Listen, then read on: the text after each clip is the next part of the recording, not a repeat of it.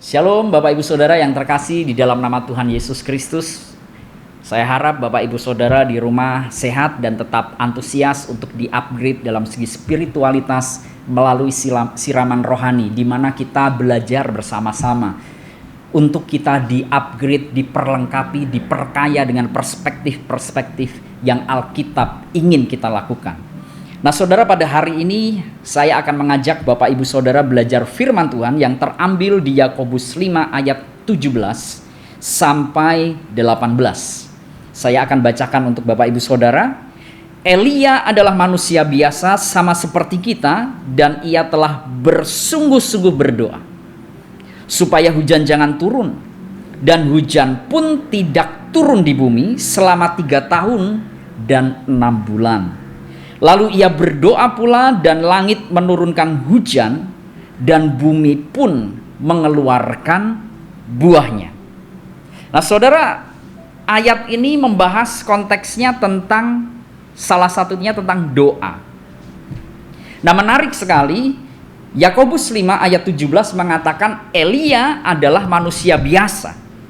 Tetapi Elia bisa menahan hujan melalui doanya selama 3 tahun 6 bulan.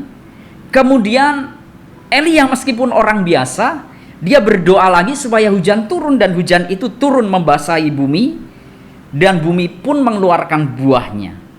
Artinya saudara, Elia yang manusia biasa bisa menjadi orang yang luar biasa karena ada doa yang dia naikkan.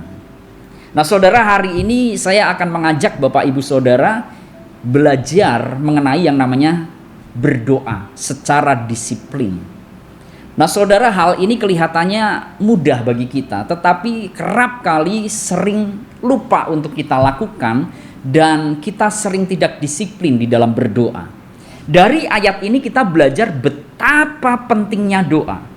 Ketika Elia tidak mampu menahan hujan dan tidak mampu menurunkan hujan, untuk mengatasi ketidakmampuannya, Alkitab berkata dia menggunakan sebuah media yang namanya doa dengan sungguh-sungguh.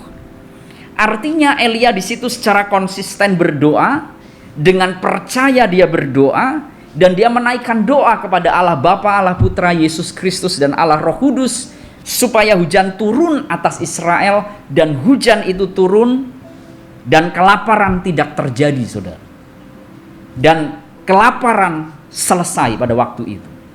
Menarik sekali, Elia yang manusia biasa menjadi luar biasa karena doa. Elia yang tidak bisa melakukan untuk menurunkan hujan, dibuat bisa melakukan untuk menurunkan hujan karena ada media yang namanya doa. Nah karena itu dalam hidup kita Bapak Ibu Saudara, mari jangan lupa dengan yang namanya doa. Ketika Yesus mau menghadapi salib, dia sempatkan waktu untuk berdoa di Getsemani.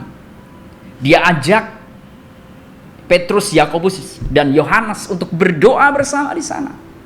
Sehingga ketika dia mau menggenapkan rencana penebusan yang secara manusia sangat berat sekali, Yesus mampu karena dia berdoa kepada Bapa di surga dan diberi kekuatan.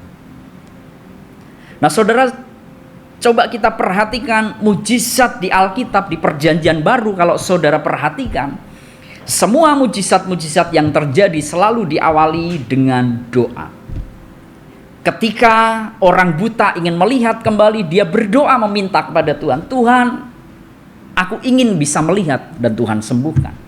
Ketika perempuan yang sakit pendarahan ingin supaya pendarahannya yang sudah bertahun-tahun itu sembuh, dia hampiri Tuhan, dia samperin Tuhan, dan dia pegang jubahnya Tuhan.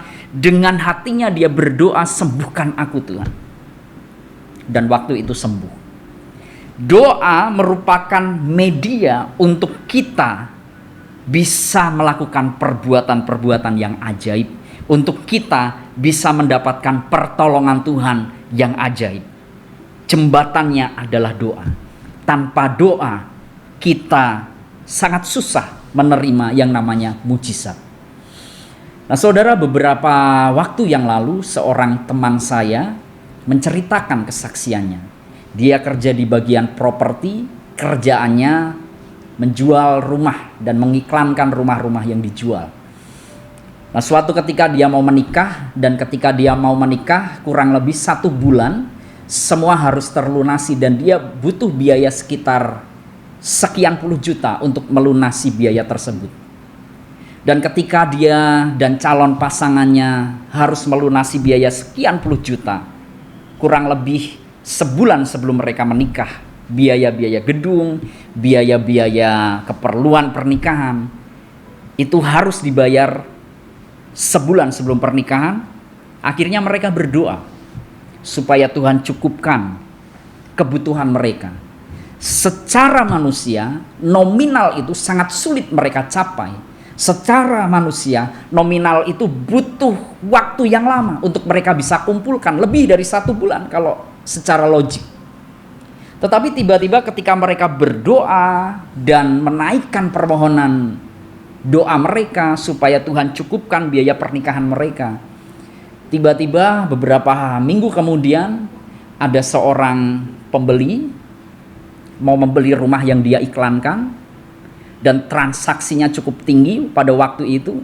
Biasanya dengan nominal yang sangat tinggi itu dibutuhkan waktu berbulan-bulan untuk ngedeal, tetapi pada waktu itu dalam waktu yang singkat transaksi itu bisa deal, dan teman saya ini bisa berhasil menjual properti yang diiklankan, kemudian mendapatkan komisi yang sangat besar sekali sehingga bisa menutupi kebutuhan pernikahannya, bahkan punya lebih lagi untuk dia honeymoon, merasakan berkat Tuhan, dan segala kebutuhan pernikahannya dicukupi.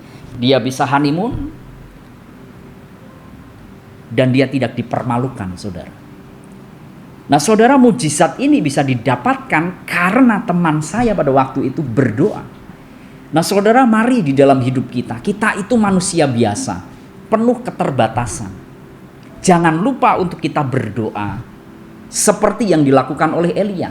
Ketika dia tidak mampu, Elia berdoa dan hujan turun atas bangsa Israel, sehingga panen yang waktu itu ladang, yang waktu itu kering, kena hujan dan menghasilkan buah, dan paceklik bisa berakhir pada waktu itu karena doa. Karena itu di dalam hidup kita saya mau mengingatkan Bapak Ibu Saudara, di tengah kesibukan kita, di tengah kesibukan pekerjaan kita, jangan lupa untuk berdoa.